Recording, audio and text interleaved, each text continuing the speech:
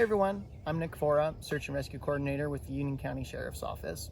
And today we're going to talk about communication.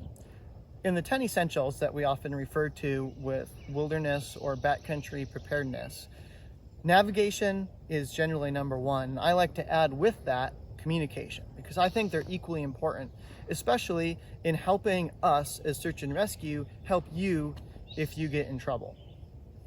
Communication can take a wide variety of forms. You can communicate with people in the field with a variety of means like GMRS radios or something like that, but also the ability to communicate out for help or to others who are not with you is really important in order to get help coming to you if you need it.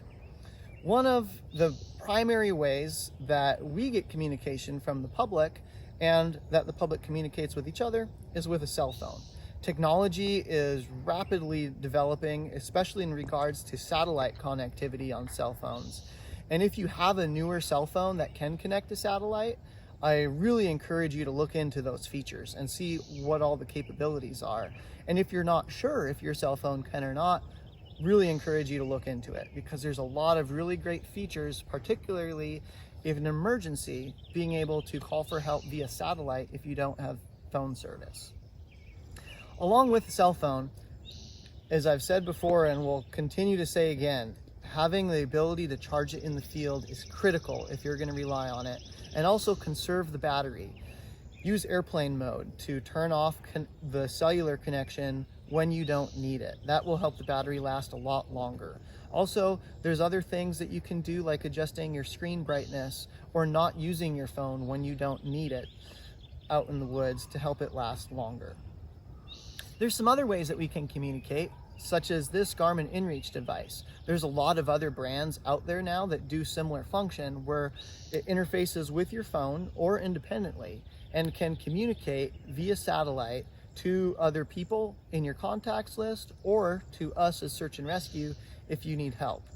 These are really great, and we now get a lot of emergency calls through either satellite SOS on phones or through satellite communicators.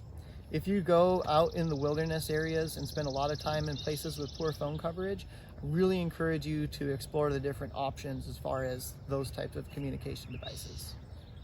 Now, also with communication, there's some very low-tech means. Now, these don't reach as far, but this is a signal mirror and a whistle. Here's another type of whistle, and also think of something as simple as a headlamp or flashlight. These are all ways that if you do need help and we're getting close to you, maybe an aircraft flying overhead, you can communicate with them non-verbally to let them know that you need help or let us know where you are. And then lastly, one of the things that I'm going to bring up with communication that is really important is letting someone know where you're going, what you're doing, what time you plan to come back, and what their plan should be if you don't check in on time. I really can't overstate the importance of this because if you were to say go out huckleberry picking and not tell someone where you're going, what you're doing, or when you plan to return, oftentimes we might get a call from someone who's concerned about you and might have to start a search when really you're not missing at all and it's just poor communication. Or on the contrary, maybe you didn't come back and no one knows that you were gone. And by the time that we know you're missing and start looking for you, we're really behind the curve on trying to resolve that situation with the best outcome possible. So always please make sure that you let someone, a responsible adult who is not going with you, know where you're going, what you're doing, a description of your vehicle, your clothing, and what time you plan to be back. If you don't come back on time, what they should do. Ideally, that would be contacting search and rescue to help us find you. And then on a closing note, if you do get in trouble, whether you're stuck, lost, or injured, your first call, if you do have phone service, should always be to 911. If you call 911, in a lot of instances, we can determine a fairly precise and accurate location for your phone.